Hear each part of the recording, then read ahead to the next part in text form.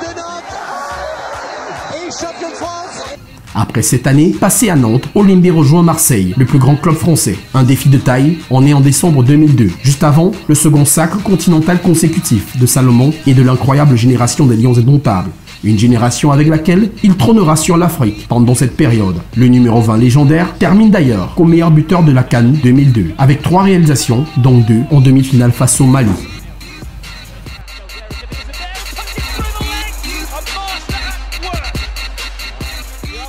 Olimbé, c'est aussi 68 sélections pour 6 buts, mais surtout 38 victoires avec les 5 fois champion d'Afrique. Il arrive donc à Marseille avec un statut. 88 matchs plus tard, il quitte la Canebière après une pige en Angleterre du côté de Leeds avant de revenir dans la cité phocéenne.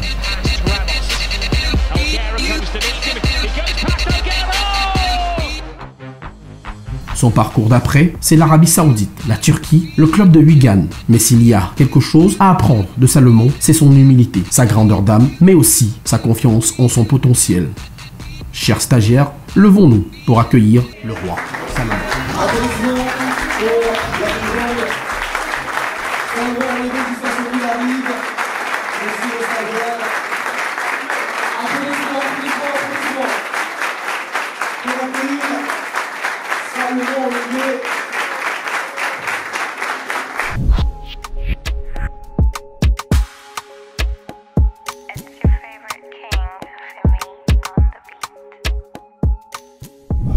Comment ça se passe au côté ça?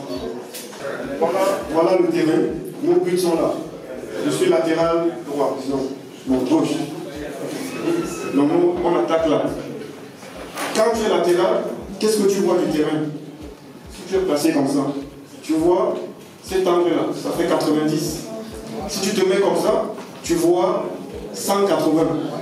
Tu comprends? Ce que je t'explique, c'est simple.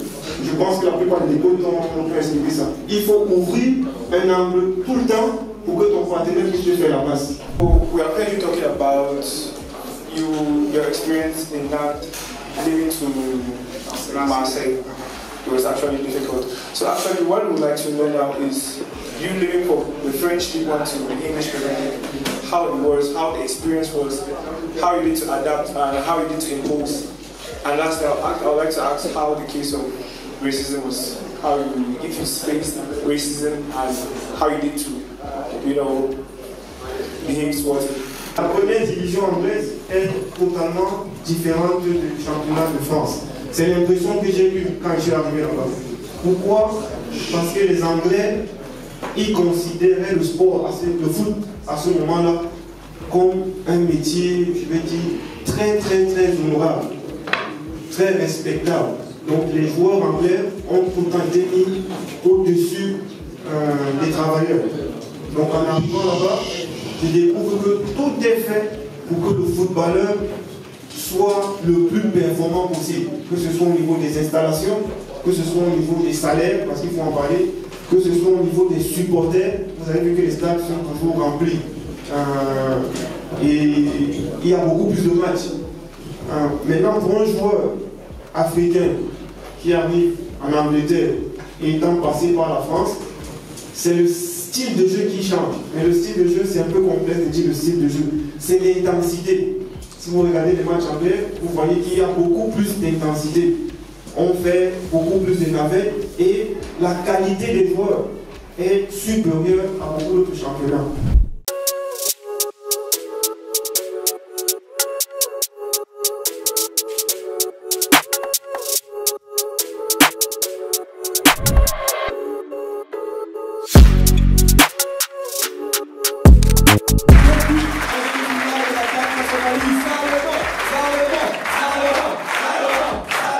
Si je suis ici aujourd'hui pour regarder mes petits frères ici aux brasseries, c'est déjà parce que ça m'apporte beaucoup de fierté, beaucoup d'honneur et de respect, mais aussi de l'amour, parce que grâce à l'école de foot de brasserie, je suis devenu ce que je suis.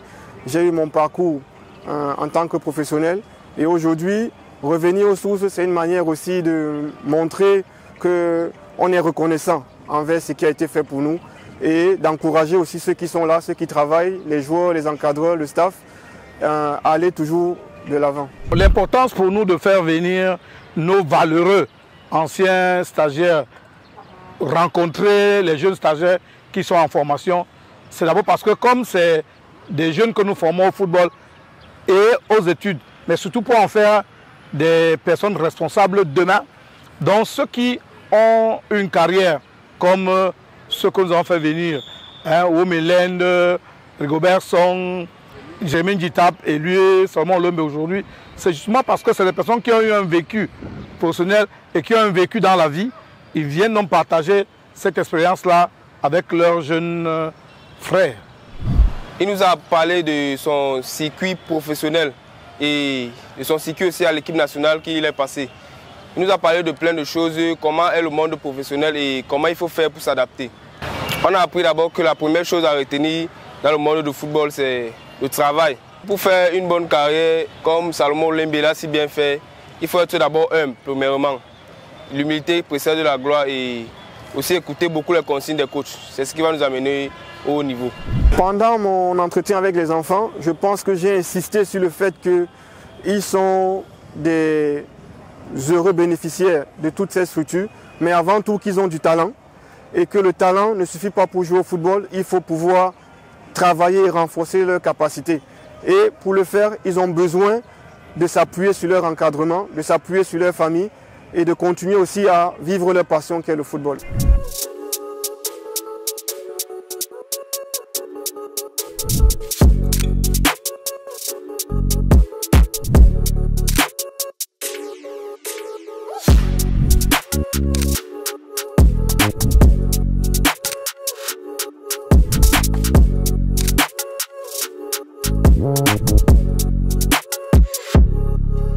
L'Académie des brasseries du Cameroun, c'est l'éducation pour le football et l'éducation pour la vie.